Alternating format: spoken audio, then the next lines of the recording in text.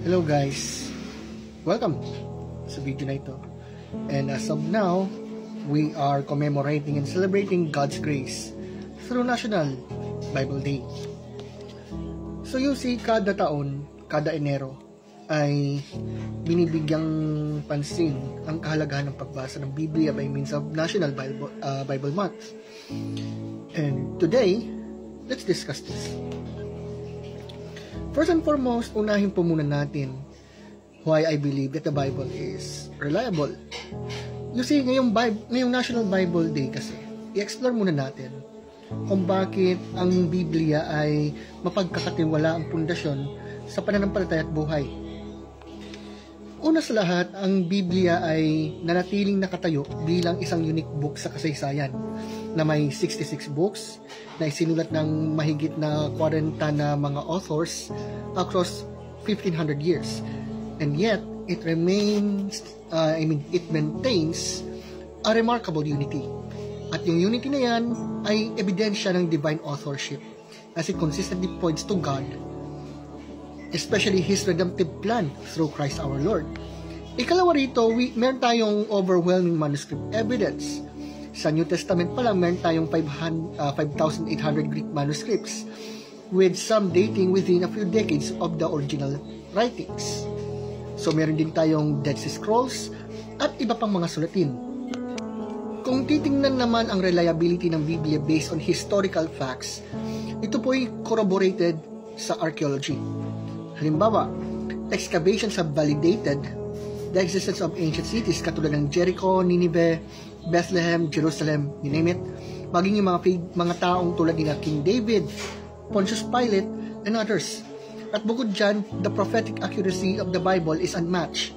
May mga 300 prophecies na natupad sa buhay, kamatayan at pagkabuhay na muli ng Panginoong Jesus. Halimbawa na riyan yung Isaiah chapter 53. Hindi mawawala ang transformative power ng Biblia sa lahat ng kultura, sa lahat ng antas, sa lahat ng tao, centuries from the time it was written. You see, nagpapatunay pa nga ito na ang Biblia talaga ay inspired and reliable. You see, millions attest to its ability to convict, to guide, and to heal hearts in a way no mere human text could. So, altogether, yung mga ebidensyang nabanggit mula sa unity nito, manuscript reliability, archaeological support, prophetic fulfillment, at mga nabagong buhay, it demonstrates that the Bible is not just a book, but the inspired Word of God. Yamang sa aming institusyon, sa aming paaralan, na-quote ang Lamentations 3:21-26 at Romans 15 verse 4. You see, sa Lamentations 3:21-26, I hope you have read that. Like for example, I will read a certain passage here. Yet this I call to mind, and therefore I have hope. Because of the Lord's great love, we are not consumed, for His compassions never fail. They are new every morning. Great is your faithfulness. I say to myself, the Lord is my portion, therefore I will wait for Him. The Lord is good to those whose hope is in Him. To the one who seeks Him, it's good to wait quietly for the salvation of the Lord. So yung passage na yan ay naisulat sa panahon ng pagdadalamhati noon ni Jeremiah. Ngunit ang nagsulat nito, si Jeremiah, ay sa kabila ng pagdadalamhati, umaasa pa rin siya sa Panginoon. Paano? Nirecall niya ang unchanging character ng Panginoon. Ang kanyang pagmamahal, ang kanyang habag, ang kanyang katapatan, ay tila baga nakakapagbigay ng pag-asa sa manunulat na si Jeremiah concerning of who God is sa kabila ng bagyong nararanasan nila doon. How about Romans 15 verse 4? For everything that was written in the past was written to teach us, so that through the endurance taught in the scriptures and the encouragement they provide, we might have hope. Ang pag-asa na nakabatay sa Biblia ay hindi po wishful thinking, kundi ito po ay confident expectation na nakabase sa mga salita ng Diyos. You see, yamang nabanggit yung hope, we've got harmony, we've got obedience, we've got peace, we've got empowerment. In harmony, ang salita ng Diyos ang nakapagbigay sa atin ng masasabi natin kaisahan o pagkakaisa sa kanyang layunin at maging sa iba. At kapag nagbubuhay tayo sang-ayon sa kanyang mga salita, we align ourselves with God's design for creation, fostering peace in our relationships. How about obedience?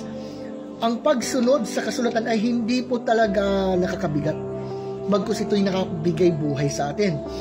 It frees us from sin's chaos and gives us the wisdom na maglakad o patuloy na lumakad sang-ayon sa kalooban ng Diyos.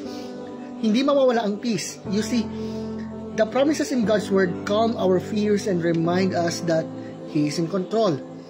At sa mundong ito na puro uncertainty, ang Biblia mismo nagpaalala sa atin na ang kanyang plano sa atin ay talagang mabuti. At panghuli, empowerment. The Word equips us to face challenges with strength and courage. You see, sabi nga ng Philippians 4:13, I can do all things through Christ who strengthens me. So sa passage na yan, sa parehong passage na yan sa Lamentation at sa Romans, we see that God's Word does not ignore our struggles, but transform them into opportunities to deepen our trust in Him. Kaya sa ating pag-commemorate at pag-celebrate ng National Bible Month, particularly National Bible Day this year, na yung araw na to, ating alalahanin na ang Biblia ay hindi lamang ito basta-basta historical document lamang. Ito po ay buhay na patotoo ng pagmamahal ng Diyos. Ano pat ginagabayan tayo into harmony, obedience, peace, and empowerment. Remember, my friends, in Genesis, paradise lost. In Revelation, paradise regained. And everything in between is the story of redemption. So, to all Christians who are listening to us right now, let's treasure it, read it, and live by its truths, finding hope that never fades through Christ, our Lord.